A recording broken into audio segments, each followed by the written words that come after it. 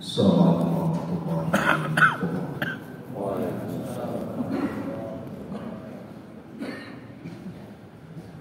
Alhamdulillah wassalatu wassalamu ala Rasulillah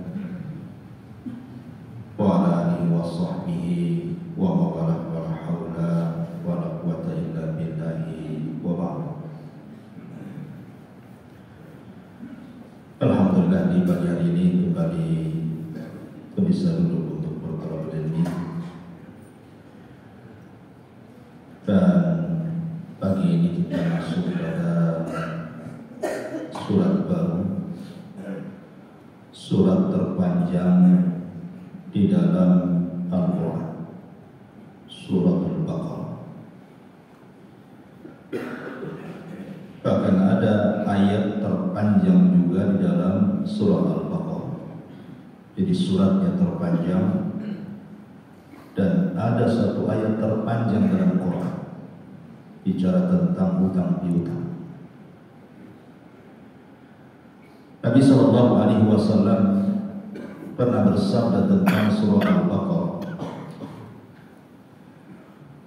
"Man akhadaha barakah, wa tarkuha khasrah, wa la yastati'uha al-baqarah." Siapa yang membaca Al-Baqarah maka dia mendapatkan berkah, dan siapa yang meninggalkannya maka dia akan rugi, dan tidak ada satupun tukang sihir yang bisa menyihirnya. Ini salah satu keistimewaan surah Al-Baqarah. Bahkan ada seorang syekh namanya Uthman Khamis hafizahullah ta'ala mengatakan, jadi ada kasus di mana seseorang hendak menyihir orang yang tidak disukai. Datanglah dia ke salah seorang dukun. Kemudian kata dukun, "Beri aku waktu, besok kamu kemari lagi." Akhirnya setelah 1 hari datanglah orang ini ke dukun, dan dukun mengatakan, "Aku tidak bisa menyihirnya.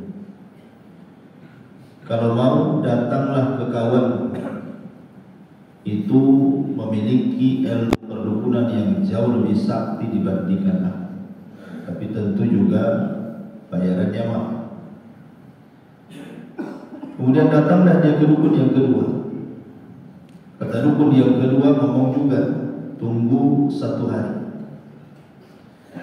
Setelah 1 hari dia datang lagi, kata dukun tadi, "Saya tidak bisa menyihir. Sebaiknya kau datang kepada dukun ini dan itu. Tidak ada dukun yang lebih hebat dibandingkan ini." Datanglah dia dukun ke dukun yang ketiga. Dukun yang ketiga ini minta bayaran mahal, tapi karena sudah bencinya orang ini kepada orang yang akan disihir, berani dia bayar.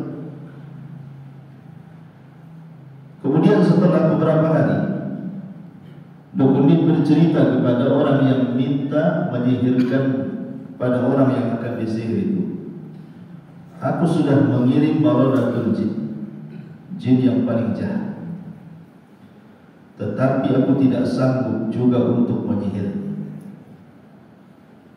Aku kembalikan hartamu, dan saya sarankan jangan pernah datang lagi ke tukang sihir. Karena orang yang kau sihir itu setiap malam membaca surah Al-Baqarah, percuma. Kamu datang ke tukang sihir untuk menyihir yang setiap malam orang yang akan disihir itu baca Al-Baqarah." Kisah ini walaupun umpamanya diragukan kebenarannya, tetapi cukuplah sabda Nabi SAW tadi, "La yastati'uhal baqarah." Tidak ada satupun tukang sihir yang sanggup menyentuh. Dengan 1 hadis ini sudah cukup bahwa orang yang mendawamkan membaca Al-Baqarah itu tidak mungkin terkena sihir, kecuali takdir Allah Azza wa Jalla.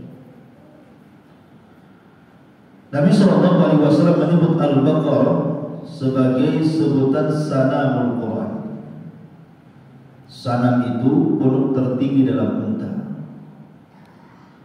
Karena semua perintah dan semua larangan itu ada dalam surah Al-Baqarah.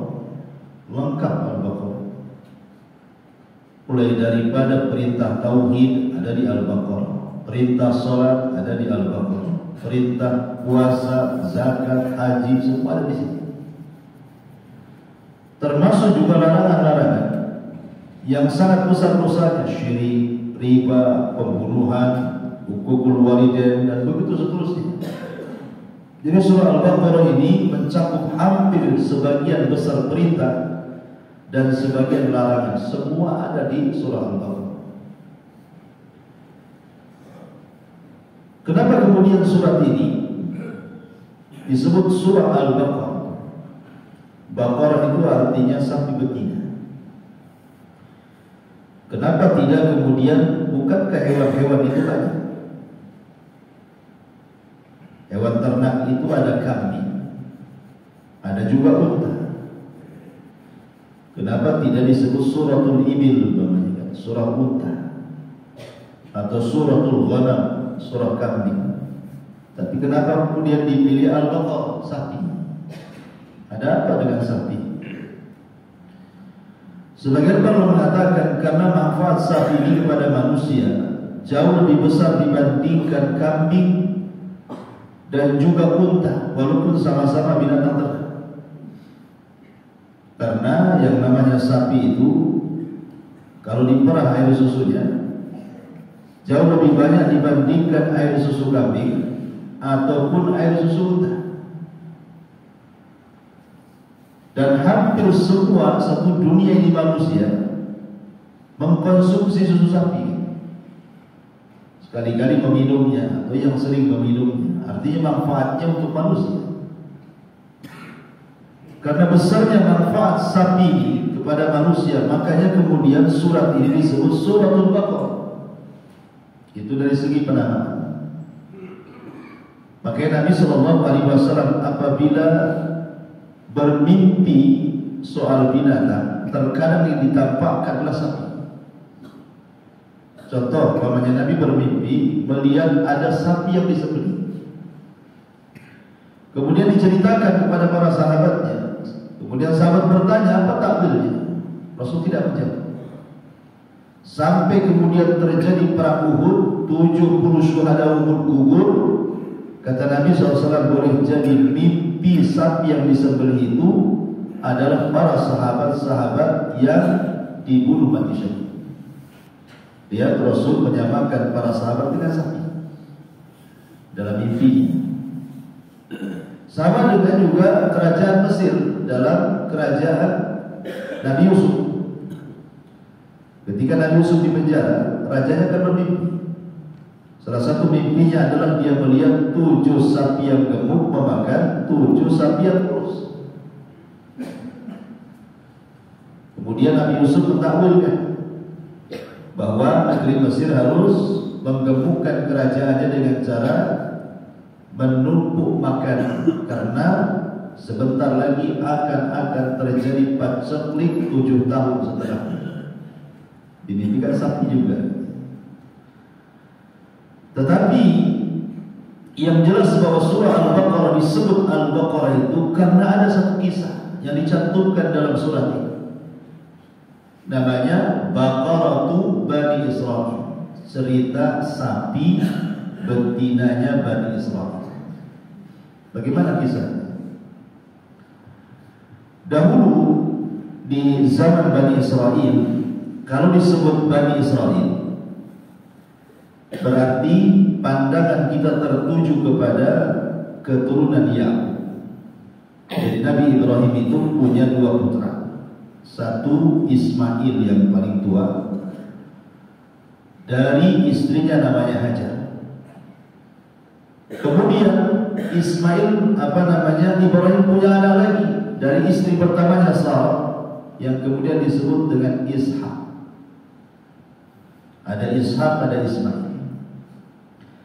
Turunan Nabi Ismail ini tidak ada jadi nabi, satu pun tidak ada jadi nabi.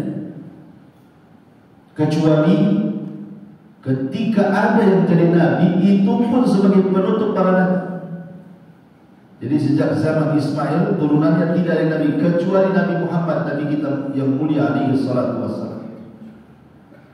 Berbeda dengan keturunan Ishak. Ishak ini punya anak namanya Yakub. Yakub ini punya anak 12. Nama lain daripada Yakub itu Israil. Jadi Yakub itu punya anak 12. Dari turunan 12 anak Yakub itulah disebut Bani Israil. Jadi Israil itu diambil dari nama lain daripada Yakub. Yakub punya 2 nama. Satu kadang disebut Yakub, kadang disebut Israil. Makanya kalau kemudian kita nasabkan orang-orang Yahudi yang memerangi Palestina hari ini dengan dikatakan Israel diambil dari Israel, tidak benar. Jangan katakan Yahudi itu Israel, karena Israel itu diambil dari Israel, dan Israel itu nama suci, nama lain daripada Yakub. Sementara ajaran Yahudi sudah tidak sama lagi dengan ajaran Yakub.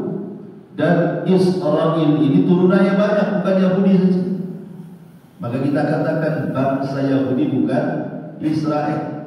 Israel nama suci, ya, nama lain daripada Yakub. Jadi turunan yang 12 dari anak-anak atau putra-putra Yakub, diantaranya ada Yusuf, itu anaknya Yakub, Binyamin, Lawa, Yahuda, dan begitu seterusnya. Maka semua turunannya disebut Bani Israel.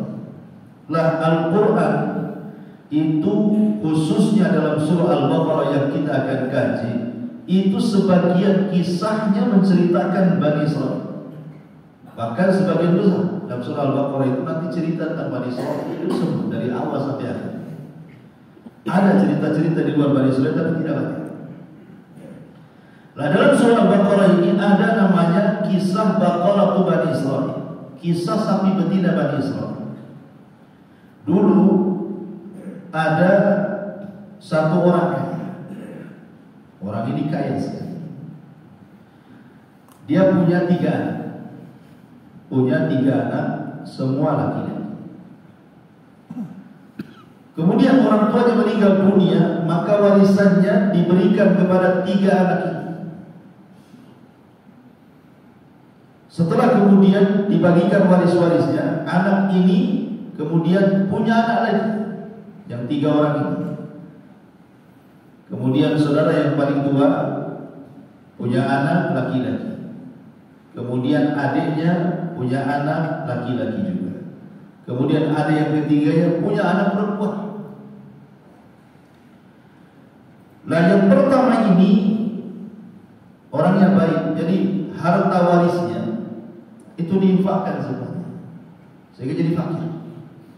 Karena diinfakkan di jalan Allah Azza wa Jalla. Jangan heran kalau ada orang yang menginfakkan harta seperti itu gitu ya, di zaman dulu.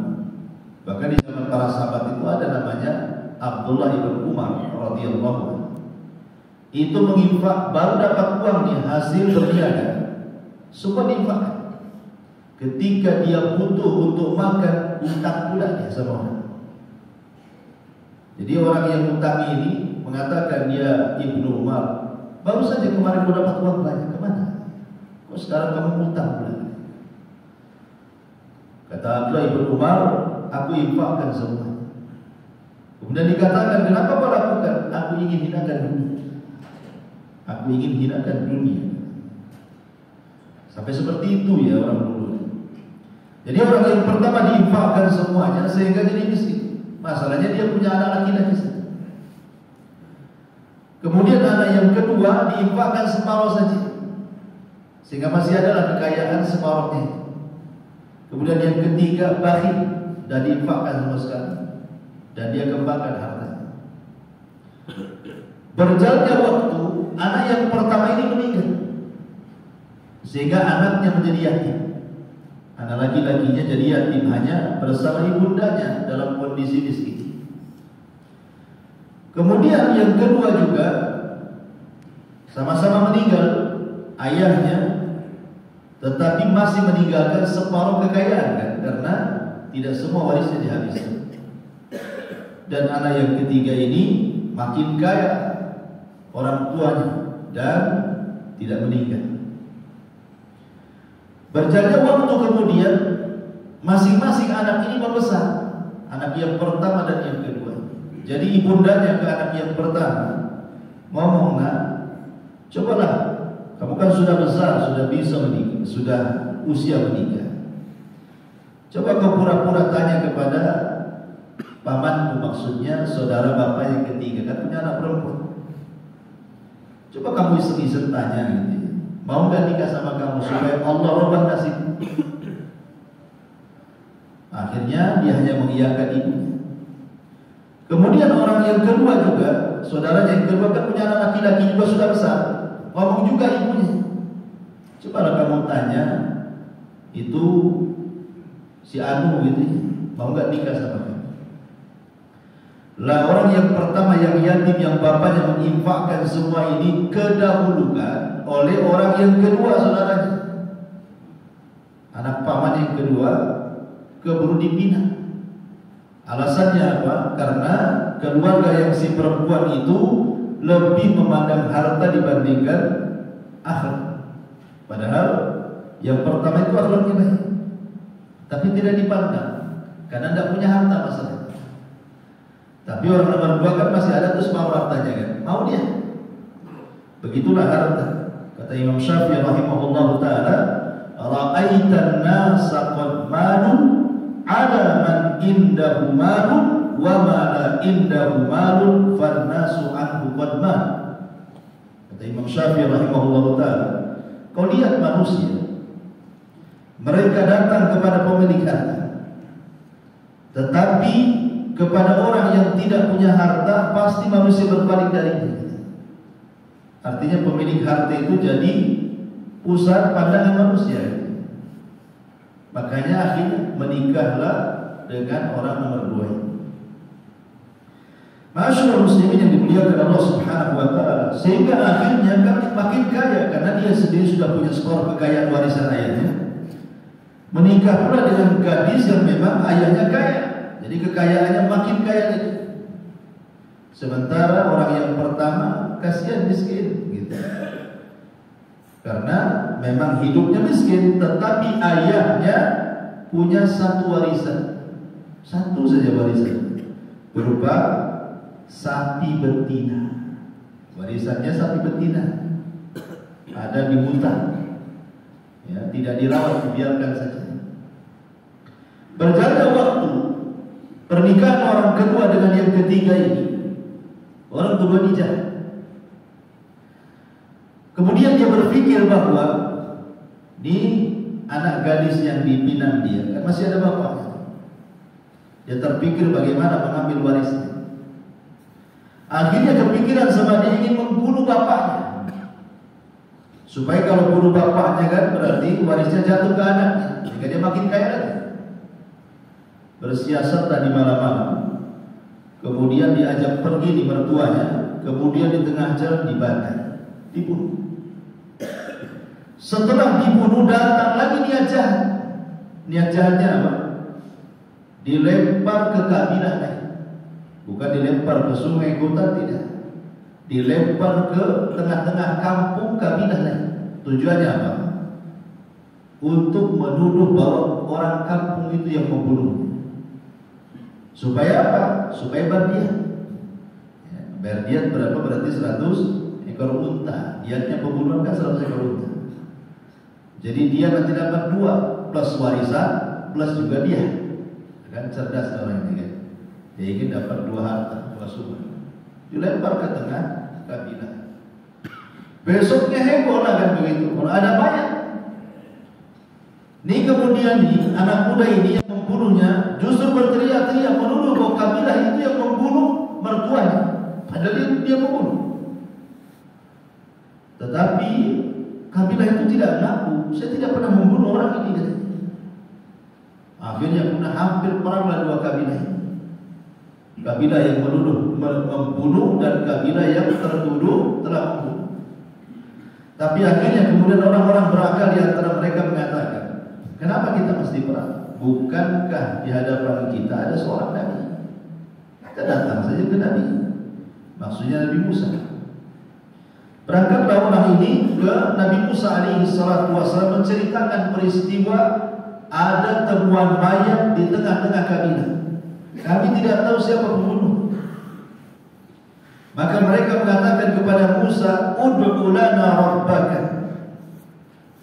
Coba ya Musa, kau berdoa kepada Rabb.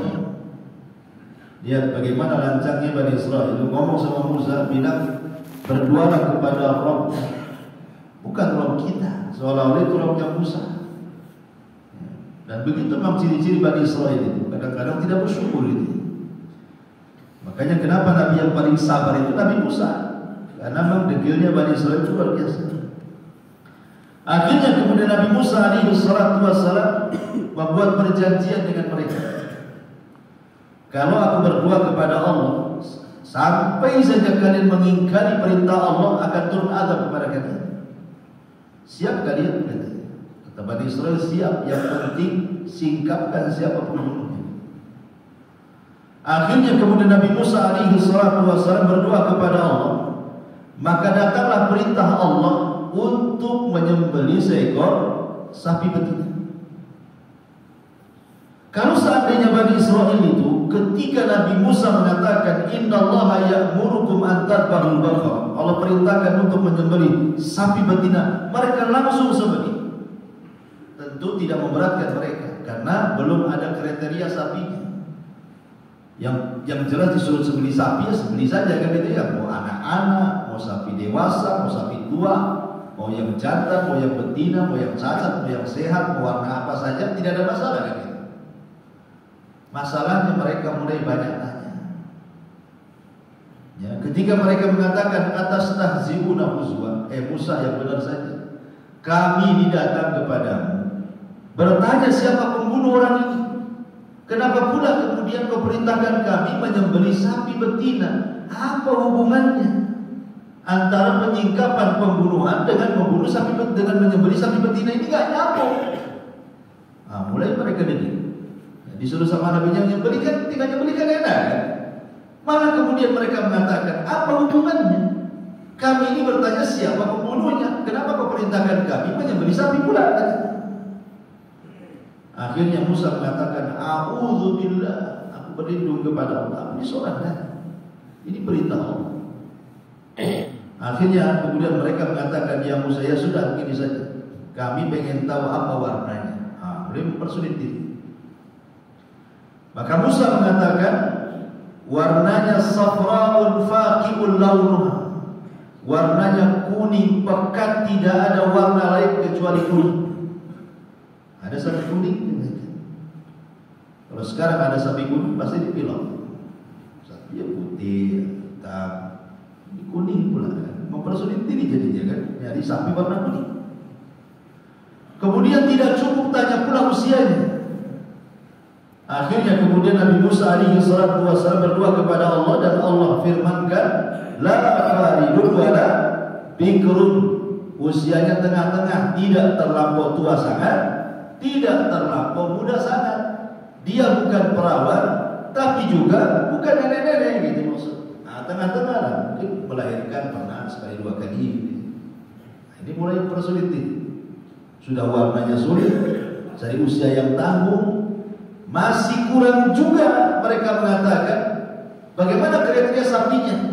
Apakah sapi ini pernah dibajak atau tidak dibajak atau gimana gitu.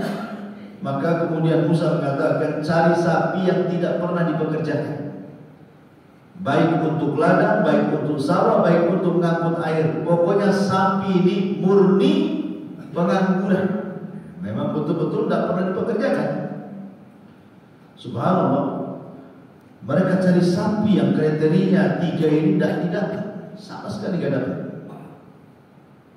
Di mana tengah-tengah usianya warnanya kuning pekat dan tidak ada warna lain, kemudian tidak pernah dipekerjakan.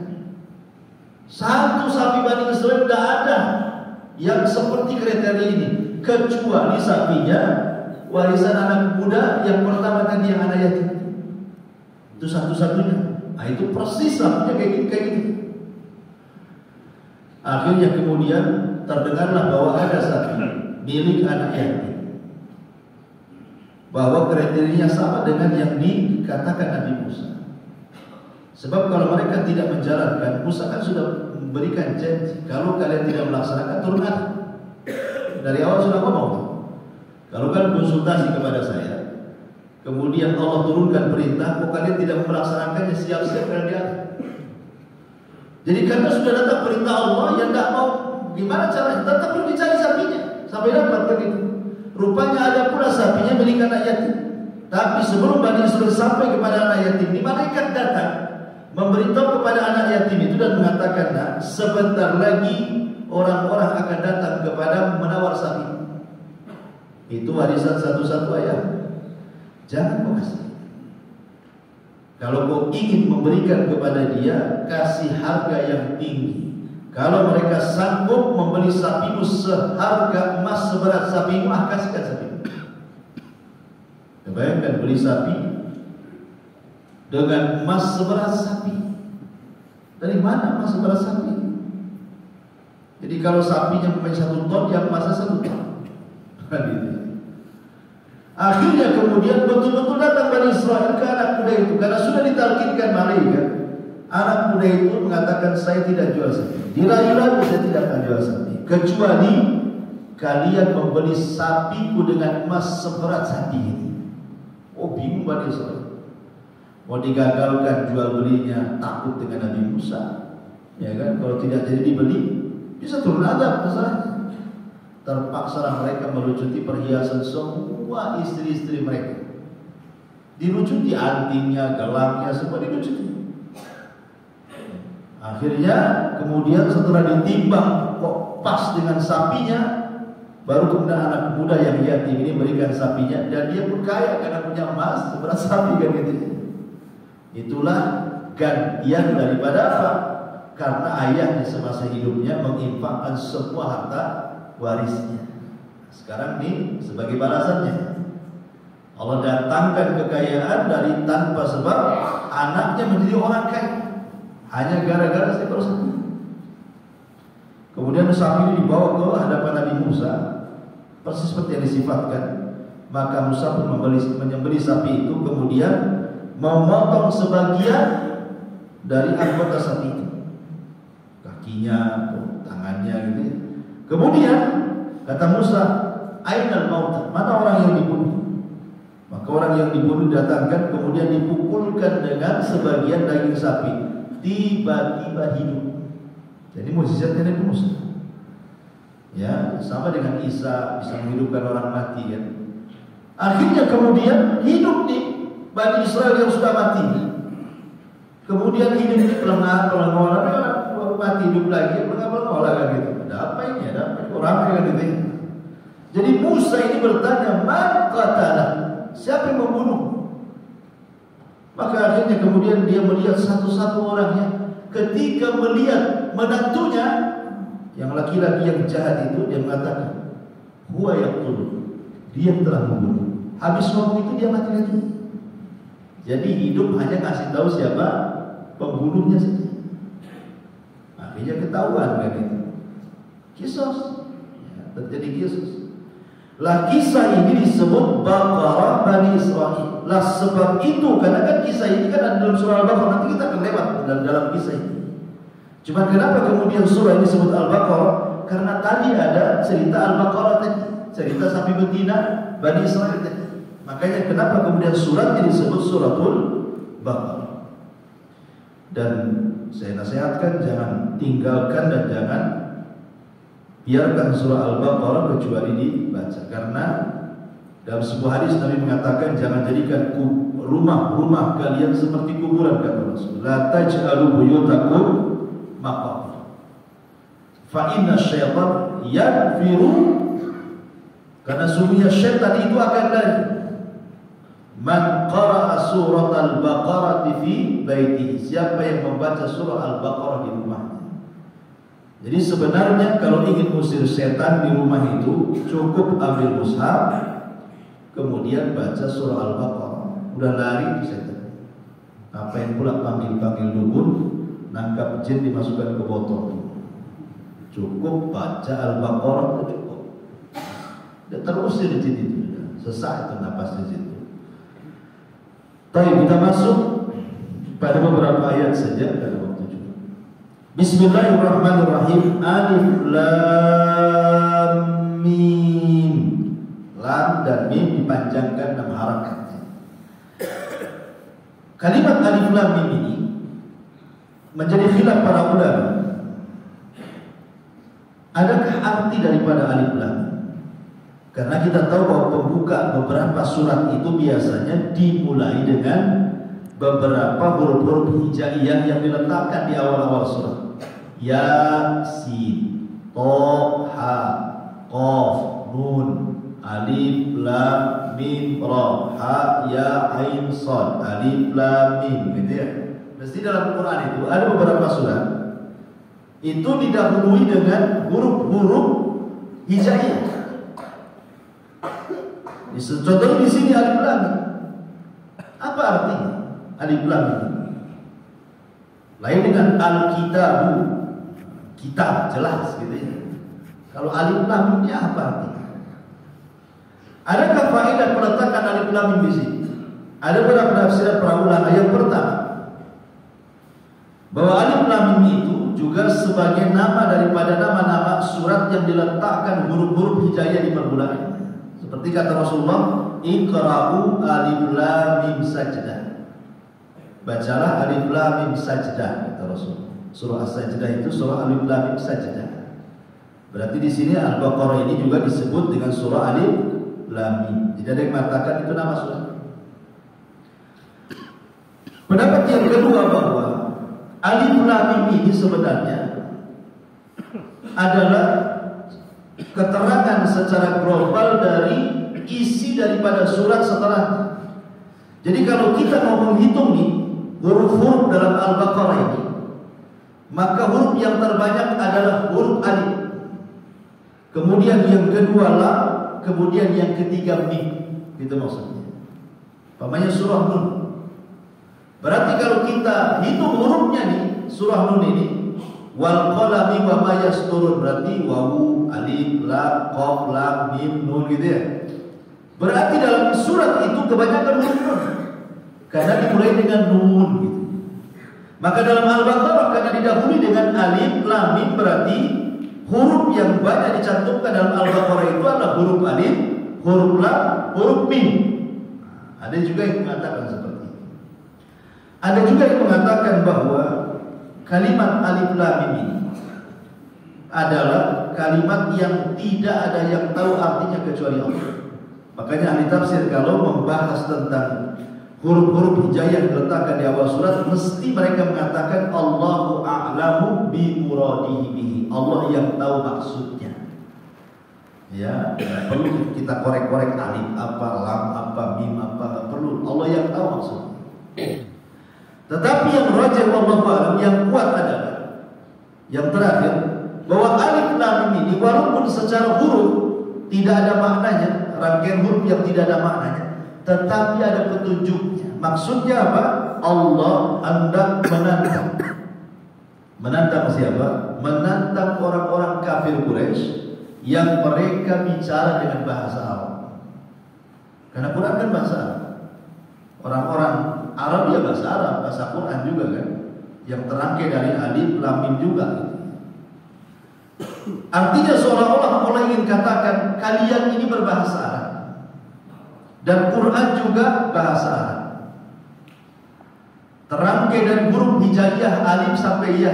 Kalian juga ngomong dengan huruf-huruf yang dirangkai dari alif dan ya. Sekarang buatlah semisal Al-Quran, rangkailah huruf-huruf hijaiyah itu, buat seperti Quran. Sanggup gak kan? Itu maksudnya. Jadi kenapa Allah Subhanahu wa taala letakkan kalimat alif lam mim, alif lam ra, ha ya ain shad qaf, toha, yasin gitu ya? Kenapa? Seolah-olah Allah ingin katakan kepada orang yang masih ragu dengan Al-Quran, rangkailah Al-Quran dengan alif, dengan lam, dengan mim, dengan nun, dengan ra. Buat satu surat, ataupun boleh jadi mungkin 10 surat, terserah. Kalau kalian sanggup. Tapi Allah mengatakan apa? Fa in lam taf'alu wa lan taf'alu. Kalian tidak akan sanggup dan selamanya kalian tidak mungkin sanggup. Karena di zaman Nabi Shallallahu Alaihi Wasallam ada seorang nabi palsu, namanya Musailamah al-Kadzdzab, berusaha untuk menyaingi wahyu Nabi. Kan dia ngaku Nabi. Jadi dia berkawan dengan sahabat namanya Amr ibn As. Ketika itu Amr ibn As masih kafir, cuman kawan dekatnya Musailamah al-Kadzdzab, si nabi palsu. Jadi Musailamah ini ketika Amr bin As datang ke rumahnya, ditanya sama Musailamah, "Ya Amr, kau kan tetangga si Muhammad. Apa yang terakhir kau dengar dari dia?" Kata Amr bin As, karena kan orang Arab kan suka menghafal syair, jadi menghafal Quran lebih mudah. Karena bahasa syair itu pakai bahasa Arab, Quran juga pakai bahasa Arab. Jadi kata Amr bin As, dia mengatakan, kalau tidak salah dia kata, yang terakhir aku dengar dari mulutnya Muhammad itu adalah surah Al-Fil gitu. Al-Fil itu surah Alam tara kaifa fa'ala rabbuka bi ashabil fil. Alam yaj'al kaidahum fi tadlil wa arsala 'alaihim tayran ababil tarmihim bi hijaratin min sijil faj'alahum ka'asfin ma'kul. Ini yang terakhir saya dengar. Kata Musailamah al-Kadzdzab, semalam juga Jibril turun kepadaku. Kata Amr bin As, kasih wahyu apa tuh Jibril sama kamu? Satu surat juga namanya Suratul Difda. Difda itu artinya kodok. Di sana ada surah gajah, di sini ada surah kodok. Surah Difda. Jadi kata Amr bin As ini, cemana tuh bunyinya surah kodok itu? Kemudian Musailamah al-Kadzdzab setelah memuji dirinya sebagai nabi, kemudian memuji Allah, kemudian dia mengatakan, "Ya Difda binta Difda aini, niki mata niki fa inna a'laki fitin wa asfaluki fil ma." Hei kodok, anak orang tua kodok, ya, mengodoklah kau, bersihkan dirimu di air, karena paling tinggi kau berada di atas tanah, paling rendah kau berada dalam air. Jadi Amr bin As ini, walaupun dia sama-sama musyrik, belum masuk Islam, tapi tahu bahwa ini kedustaan. Maka dia langsung menghadik Musailamah al-Kadzdzab dan mengatakan, "Ya Musailamah, wallahi innaka lakadzib." Demi Allah, kau ini pendusta. Sesama musyrik mau begitu. Demi Allah, kau pendusta, kau bukan nabi. Artinya bahwa kalau sesama musyrik saja, mereka enggak ngakui bahwa Musailamah itu nabi kan, dengan hanya melihat wahyu yang turun kepadanya, langsung dikatakan dusta sama Amr bin Az ini. Menunjukkan bahwa tidak sama rangkaian yang dikarang Musailamah al-Kadzdzab dengan wahyu yang diturunkan kepada Nabi SAW. Karena tidak ada satupun manusia yang bisa membuat satu surat dengan merangkai alif sampai ya, kemudian disamakan dengan Quran. Tidak akan bisa. Walaupun orang Arab sepasih apapun bahasa Arabnya, kemudian merangkai satu surat yang mirip dengan Al-Quran, tidak akan sama. Itulah makna alif lam mim, itu maksudnya Allah hendak menantang. Di sini ada alif lam mim. Buat seperti Al-Baqarah kalau kalian sama. Begitu maksudnya. Jadi makanya kalau kita melihat, memperhatikan setiap surat yang dimulai dengan huruf-huruf potongan huruf hijaiyah ini, mesti setelahnya bicara tentang Quran. Hampir semuanya. Nun wal qalami wa ma yastur. Nun demi kolam dan apa yang dicatat, maksudnya Quran. Di sini juga alif lam mim dzalikal kitab. Maksudnya kitab di sini Al-Qur'an. Kemudian surah Al-Imran juga sama. Kemudian surah Toha juga sama. Surah Yasin juga Yasin wal Qur'an Hakim. Yasin habisnya cerita Quran kan. Semua dalam Al-Qur'an ini kalau dimulai dengan potongan-potongan huruf hijaiyah, pasti ayat setelahnya bicara Quran. Kenapa? Ya tadi karena Allah ingin menantang. Kalau kalian masih ragu dengan Al-Quran, nih ada huruf hijaiyah yang terangkai dari alif, lam, mim, atau ya, atau nun. Buatlah seperti Quran. Inilah yang dimaksud kenapa kemudian Allah meletakkan potongan-potongan huruf hijaiyah di permulaan surat. Ya, alif, lam, mim. Kemudian dzalikal kitabu la raiba fihi hudan lil muttaqin. Dzalikal kitab. Itulah Alkitab, maksudnya Al-Quran. La raiba, tidak ada keraguan fihi padanya. Hudan sebagai petunjuk lil muttaqin, bagi orang-orang yang bertakwa. Kenapa di sini Allah Subhanahu wa taala mengatakan Quran itu hanya petunjuk bagi orang-orang yang bertakwa? Sementara di dalam ayat yang lain Allah mengatakan apa? Syahrul Ramadhan alladzi unzila fihi al-Quran huda linnasi wa bayyinatin minal huda wal furqan. Jadi bulan Ramadan itu bulan diturunkan Al-Quran, di mana Al-Quran itu sebagai petunjuk bagi manusia. Kalimat manusia ini mencakup mukmin dan kafir. Jadi Quran itu petunjuk bagi manusia secara umum. Lah kenapa di permulaan Al-Baqarah dikatakan hudan lil muttaqin, bahwa Quran itu hanya petunjuk bagi orang-orang yang bertakwa? Pada dalam ayat yang lain petunjuk bagi manusia. Nah, apa masalahnya? Kata ulama, bukan ada pertentangan satu surat dengan yang lain, tidak. Maknanya secara umum Al-Quran itu petunjuk bagi manusia, tetapi yang bisa mengambil petunjuk itu hanya orang-orang yang bertakwa. Itu maksudnya. Jadi Quran ini secara umum petunjuk bagi manusia, baik mukminnya ataupun kafirnya. Tetapi yang bisa mengambil manfaat dari Quran itu hanya orang bertakwa saja. Orang yang tidak bertakwa tidak akan mengambil manfaat. Makanya kemudian disebut hudan lil muttaqin. Dan Al-Quran itu memang kalimat ajaib. Banyak orang-orang barat ya, yang mereka bahkan tidak bisa baca Quran, apalagi cerita arti, mereka jadi tafsir. Tapi terkadang tergerak bisa mau masuk Islam hanya karena mendengar orang membaca Quran dengan suara indah. Ya kan? Kan ada tuh suara indah, atau hidayah masuk, padahal nggak paham sih. Masuk Islam. Dahulu di zaman Rasul ada seorang sahabat namanya Zubair ibn Mut'im. Zubair ibn Mut'im radhiyallahu anhu. Sebelum masuk Islam, Zubair ibn Mut'im ini kan paman-pamannya mati di perang Uhud, dendam sama Nabi. Karena paman-pamannya mati di perang Badar. Jadi dia bersumpah ngomong sama istrinya bahwa dia akan datang ke Madinah dan akan membunuh si Muhammad. Kata istrinya, iya kalau kau bisa membunuh dia, bagaimana kalau kau yang dibunuh? Nanti anak-anak ini macam mana? Siapa yang rawat? Akhirnya mikirlah ini Zubair bin Mut'im. Rupanya ketemu kawannya, orang kaya. Sama-sama keluarganya terbunuh di Badar juga. Sama-sama dendam sama Rasulullah SAW. Akhirnya ngomong sama Zubair bin Mut'im, ya Zubair, maukah kamu bunuh si Muhammad? Dia bilang, mau saja. Memang dari kemarin saya akan membunuh dia. Masalahnya, kalau aku bisa membunuh, kalau aku yang terbunuh, macam mana keluargaku?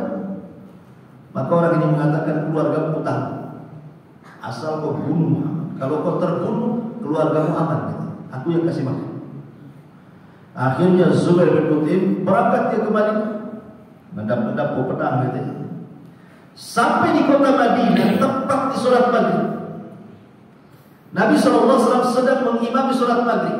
Lah kebetulan yang dibaca oleh Rasul itu adalah surah Tur. Wa Tur wa kitabin mastur. Lah kemudian pada ada kesempatan membunuh, karena orang sholat kan tidak bawa senjata. Dan masjid Rasul bukan kayak masjid kayak gini gitu ya, ada dindingnya, ada pintunya. Ya masjid tapi ya belum sana sini kan. Kalau mau nyerang pun mudah. Tetapi kemudian Zubair bin Mut'im ini sembunyi di balik dinding, mendengar apa yang dibaca si Muhammad ini ketika sholatnya. Jadi dia penasaran. Rupanya membaca surah terus sampai kepada ayat ini yang menjadikan Zubair bin Mut'im masuk Islam. Gara-gara mendengar ayat ini. Am khuliq min ghairi syai'in am humul khaliqun am khalaqus samawati wal ardi bal la yuqinun. Apakah berhala-berhala yang disembah orang-orang Quraisy itu tercipta dari segala sesuatu, ataukah mereka menciptakan diri mereka sendiri, ataukah mereka yang menciptakan langit dan bumi? Bahkan orang musyrik gak yakin dengan keyakinan. Ini gara-gara Rasul baca ayat ini, tiba-tiba Zubair ini malah memikirkan berhala-berhala yang disembah kawan-kawan, termasuk yang disembah dia kan itu. Oh, betul juga. Karena di sini ada tiga perkara dari ayat yang dibaca Rasul.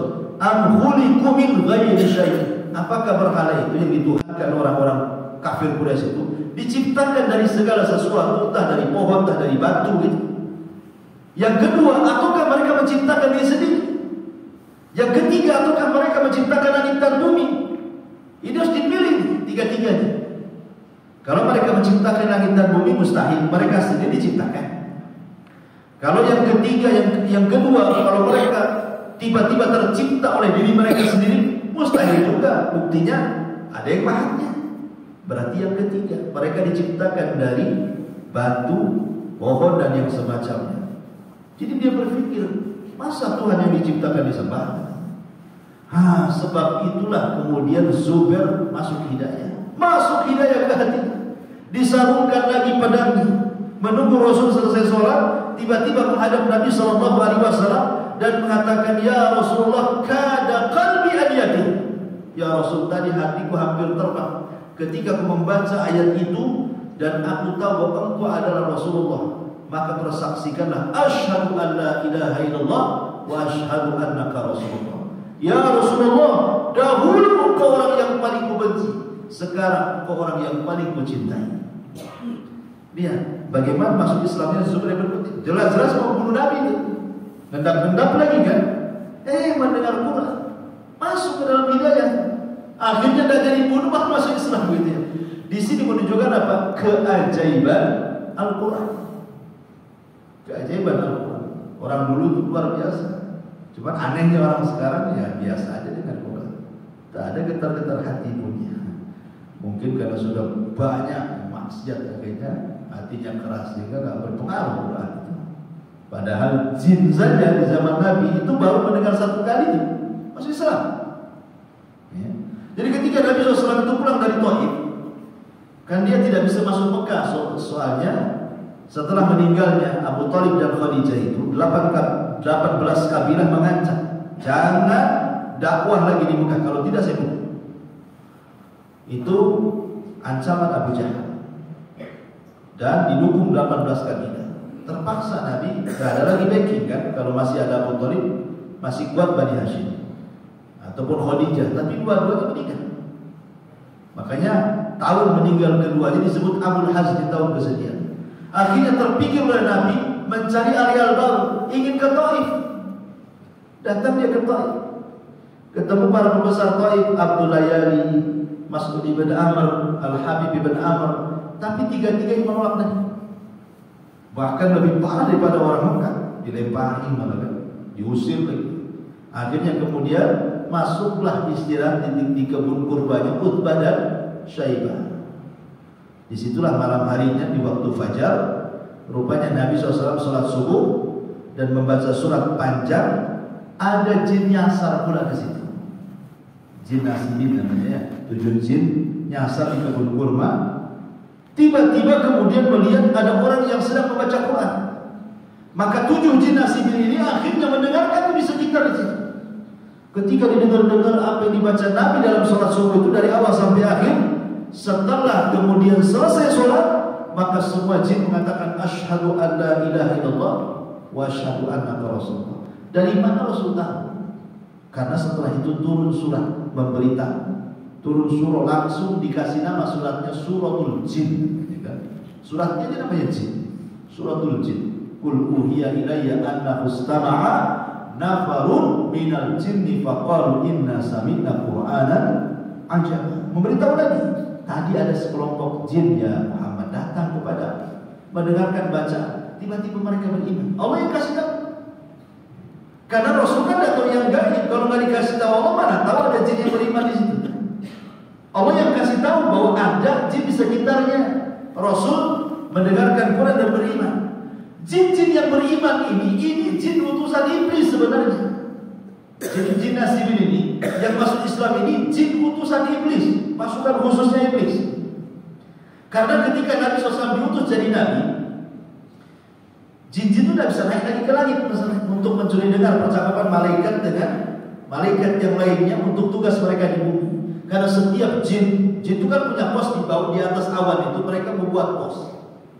Nah dari atas awan itu, dari pos itulah kemudian mereka memanjat-manjat sampai ke langit seperti orang panjat pinang. Nah jin yang paling atas kemudian mendengar apa sih yang difirmankan Allah kepada Jibril, apa yang dibicarakan Jibril dengan para malaikat. Kalau dapat satu kalimat disampaikan. Terkadang mereka terkena hantaman itu. Tetapi setelah diutusnya Rasul, tidak ada satupun jin yang sanggup, jangankan lagi ke langit, ke posnya saja tidak sanggup.